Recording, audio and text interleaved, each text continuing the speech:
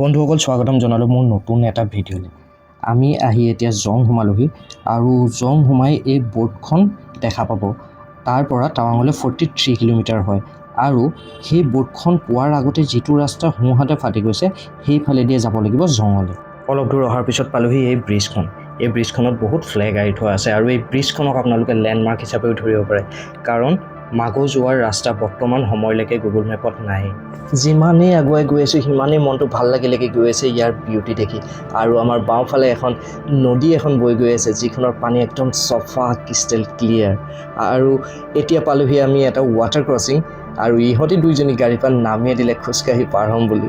আমি আজি চেঁচাৰ পৰা আহি আছোঁ, সেইকাৰণে আমাৰ অলপ ভাগৰ লাগি আছিলে, কিন্তু যেতিয়া আমি এই মাগোৰ ৰাস্তাটোত সোমালোঁ আমাৰ একদম ভাগৰ চাগৰ নাইকিয়া হৈ গ'ল। আৰু এই ষ্ট্ৰেইট ৰাস্তাটো মন কৰক, এফালে পাহাৰ আৰু আনটো ফালে এই নদীখন বৈ গৈ আছে, কিমান বেছি সুন্দৰ লাগিছে চাওক।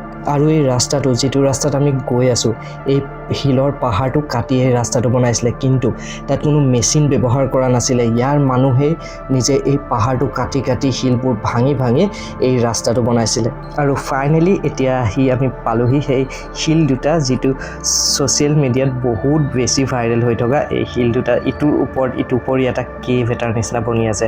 আমি এতিয়া নৰওঁ, কাইলৈ ঘূৰি আহোঁতে ইয়াত ৰ'ম, কাৰণ আমাৰ এতিয়া মেইন কাম এটা আছে, আমি মাগোত হোমষ্টে বিচৰা, কাৰণ মাগোত হোটেল নাই, চ' আমি হোমষ্টে বিচাৰিব লাগিব। আমি আহি মাগো পাই গ'লোহি, কিন্তু ইয়াত হোমষ্টে খালী নাই আৰু আমাৰ লগত 13জন মানুহ অহাৰ কাৰণে ৰুম পোৱাত আৰু বেছি অসুবিধা হৈছে। কিন্তু ফাইনেলি এই মানুহগৰাকীয়ে ৰুমটো দিছে, তেওঁৰ এইটো দোকান ৰুম হয়, ইয়াতে লেডিজসকলক থাকিবলৈ দিব আৰু আমি জেণ্টছসকল বাহিৰত টেণ্ট কৰি থাকিম। তো খানাও তেওঁৰ ফালৰ পৰাই দিব। আৰু আপোনালোকে যদি মাগো প্লেন কৰে তো হোমষ্টে আগতে বুক কৰি থ'ব। এতিয়ালৈ বাই বাই, আকৌ লগ পাম বেলেগ এটা ভিডিঅ'ত।